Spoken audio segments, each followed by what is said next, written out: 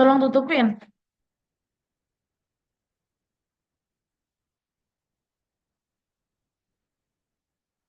Bismillahirrahmanirrahim. Assalamualaikum warahmatullahi wabarakatuh. Selamat pagi, siang, sore, dan malam semuanya.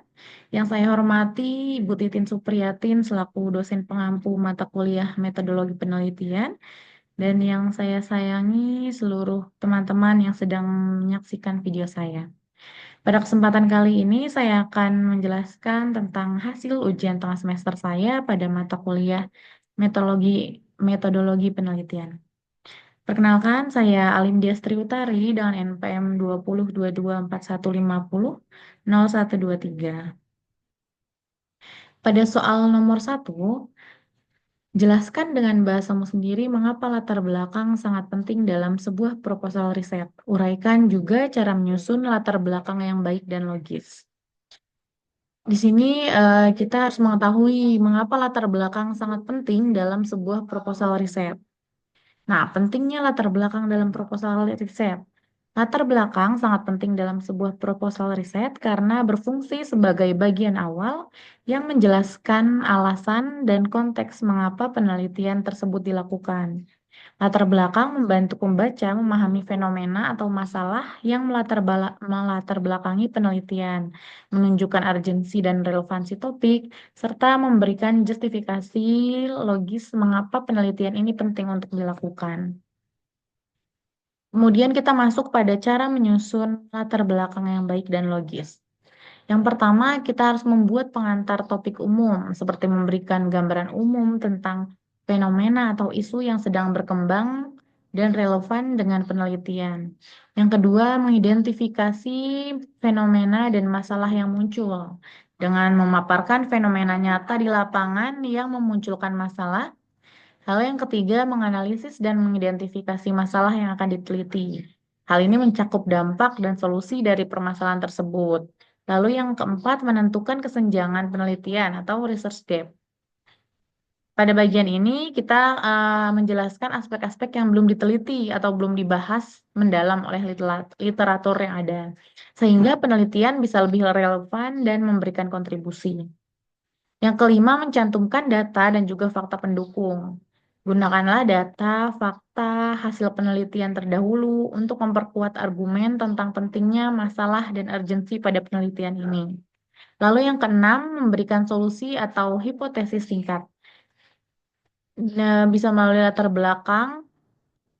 Latar belakang ini diakhiri dengan solusi yang solutif atau hipotesis yang akan diuji sebagai tindak lanjut dari permasalahan yang diidentifikasi. Lalu yang terakhir, penyusunan menggunakan bahasa yang singkat, padat, jelas, agar mudah dipahami oleh pembaca. Kita masuk pada soal nomor 2. Jelaskan dengan bahasamu sendiri bagaimana cara menyusun identifikasi masalah yang baik dan logis. Yang pertama itu mengidentifikasi secara umum. Identifikasi ini dapat dilakukan melalui pertanyaan-pertanyaan luas yang berkaitan dengan topik penelitian, kemudian dipersempit lagi pertanyaannya agar lebih spesifik. Yang kedua, memahami sifat dan konteks masalah. Memahami sifat masalah bertujuan agar identifikasi menjadi tepat sasaran. Hal ini dapat dilakukan dengan cara berdiskusi bersama orang yang berpengalaman atau memiliki pemahaman mendalam tentang masalah tersebut. Diskusi ini membantu memperjelas akar masalah dan juga konteksnya. Lalu yang ketiga, mengumpulkan dan menelaah literatur yang relevan. Mengumpulkan data, teori, dan juga hasil penelitian terdahulu yang berkaitan dengan masalah akan membantu mempersempit ruang lingkup masalah, mengidentifikasi gap penelitian, serta memberikan ide dan dasar yang kuat untuk penelitian. Yang keempat, mengidentifikasi akar penyebab masalah dengan jelas atau menjelaskan akar penyebab sebagai uh, bahan yang harus diperdalam secara merinci gitu. Lalu yang kelima, kembangkan pernyataan masalah yang mencakup dampak. Setelah menemukan akar masalah yang jelas, uraikan dampak atau efek masalah tersebut terhadap fenomena yang lebih luas. Hal ini menunjukkan urgensi yang pentingnya mengapa penelitian ini dilakukan. Lalu yang keenam, menggunakan teknik pemecahan masalah yang sistematis dan terstruktur agar mudah dipahami. Dan tentukan juga batasan masalahnya agar penelitian ini bisa fokus gitu dan tidak melebar. Yang terakhir, setelah memahami masalah secara mendalam, rumuskan masalah dalam kalimat yang operasional dan mudah diukur, sehingga memudahkan dalam penyusunan rumusan masalah dan juga tujuan penelitian nantinya. Kita masuk kepada soal ketiga. Jelaskan dengan bahasamu sendiri mengapa perlu ada batasan masalah. Uraikan juga cara menyusun batasan masalah yang baik dan logis. Pentingnya bahasan masalah di sini ada beberapa ya. Yang pertama itu untuk memfokuskan penelitian pada persoalan utama agar tidak melebar ke topik yang kurang relevan. Lalu membuat penelitian lebih terarah dan efektif. Kemudian membatasi jangkauan penelitian sehingga durasi, biaya, dan tenaga itu dapat dikendalikan. Selanjutnya untuk menghindari kerancuan dalam interpretasi hasil. Lalu memudahkan identifikasi dan penyelesaian masalah yang relevan dalam batasan yang wajar. Lalu memberikan gambaran jelas kepada pembaca tentang aspek yang dibahas, termasuk proses memperolehnya, terus data-datanya, dan juga metode yang digunakan. Kita masuk pada cara menyusun batasan masalahnya. Yang pertama itu kita harus menentukan variabel utama pada judulnya, menentukan variabel X dan juga variabel Y. Lalu yang kedua, identifikasi dan klasifikasi masalah. Hal ini mencakup aspek yang akan diteliti sesuai dengan tujuan dan kemampuan peneliti. Yang ketiga, menentukan parameter penelitian. Hal ini mencakup waktu, lokasi, subjek, variabel, metode penelitian, serta teori untuk membatasi ruang lingkup yang jelas. Yang keempat, menjelaskan alasan teoritis dan praktis dari batasan yang diterapkan. Hal ini bertujuan agar penelitian bisa lebih jelas dan memiliki landasan yang kuat. Yang kelima, mempersiapkan data dan fakta pendukung. Hal ini memang pasti ya harus selalu ada gitu. Pastikan data dan juga fakta yang dibutuhkan itu tersedia dan juga mudah diperoleh di lapangan agar penelitian juga bersifat informatif gitu dan juga realistis. Lalu kita masuk kepada soal nomor 4. Jelaskan dengan bahasamu sendiri bagaimana hubungan antara rumusan masalah dan tujuan penelitian. Uraikan juga cara menyusun rumusan masalah dan tujuan penelitian untuk riset kuantitatif yang baik. Eh,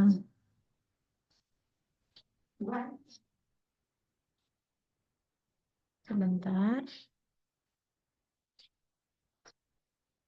Oh, rumusan masalah yang baik. Sebentar.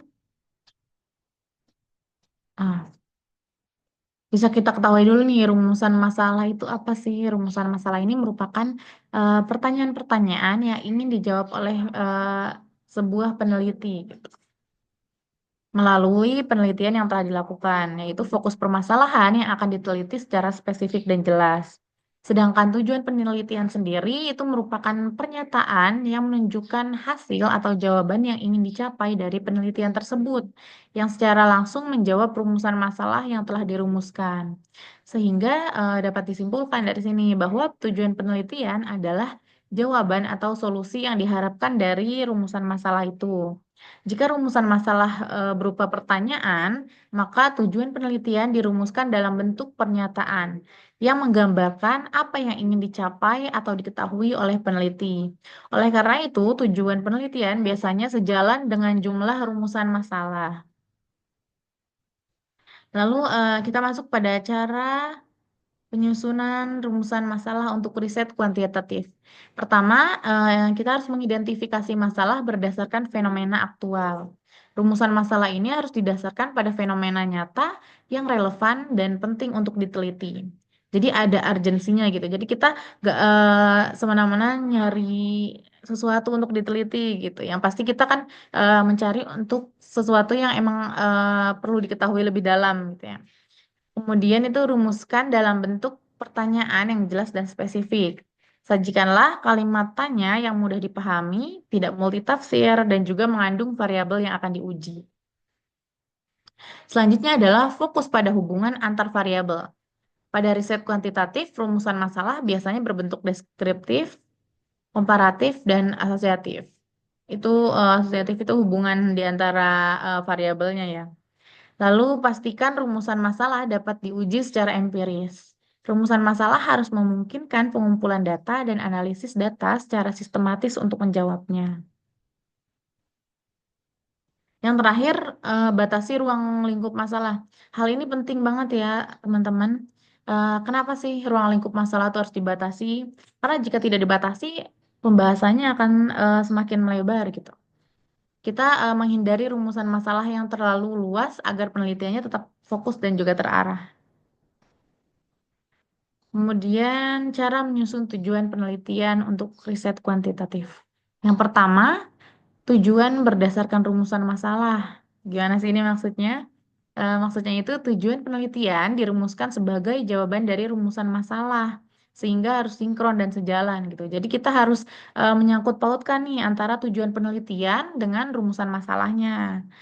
Selanjutnya, menggunakan kalimat pernyataan yang spesifik dan terukur. Karena memang ada variabel yang harus diukur ya. Tujuan harus jelas, jelas dan juga konkret, serta menggambarkan hasil yang ingin dicapai, bukan sekadar pengulangan rumusan masalah. Kemudian kita harus menyesuaikan dengan jenis rumusan masalahnya. Jika rumusan masalah bersifat deskriptif, tujuannya adalah untuk mendeskripsikan. Jika komparatif, tujuannya untuk membandingkan. Jika asosiatif, tujuannya untuk menguji hubungan antara variabel yang tadi sudah ditentukan. Kemudian kita harus berfokus pada hasil yang diharapkan. Tujuan harus jelas dan juga konkret, serta menggambarkan hasil yang ingin dicapai, bukan sekedar pengulangan rumusan masalah. Lalu yang terakhir, menyusun tujuan secara sistematis. Jika ada beberapa rumusan masalah, buat tujuan penelitian secara berurutan sesuai dengan masing-masing masalah. Kita masuk pada soal yang terakhir. Susunlah dalam versi ringkas uraian terkait bab 1, pendahuluan, yang mencakup latar belakang, identifikasi masalah, batasan masalah, rumusan masalah, tujuan penelitian, dan kegunaan penelitian. Judul yang dipilih adalah pengaruh implementasi guided discovery learning terhadap kemampuan berpikir kreatif biologi. Kita masuk pada latar belakang ya.